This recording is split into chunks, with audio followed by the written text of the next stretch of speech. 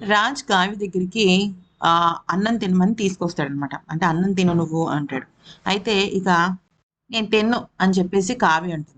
దాంతో ఒక్కసారిగా 2 చేతుల్ని కట్టేసి తన చీరతో తనకి కట్టేస్తే "ఏంటండి ఇదంతా" అంటుంది. "నోరు మూసుకో. నువ్వు ఏం మాట్లాడొద్దని" చెప్పి తనే అన్నం కలిపి బలవంతంగా నోట్లో పెడతాడు. అయితే రాజ్ ప్రేమను చూసి కావ్యకు ఎలా స్పందించాలో అర్థం కాదు. ఒక పక్కనేమో వేరే అమ్మాయితో చాలా క్లోజ్‌గా, ప్రేమతో ఉంటాడు. మరొక వైపు కావ్యను ప్రేమగా చూసుకుంటూ ఉంటాడు. అయితే ఇక్కడ అర్థం కాని విషయం కావ్యకు మనసులో తొలిచేస్తుంటుంది.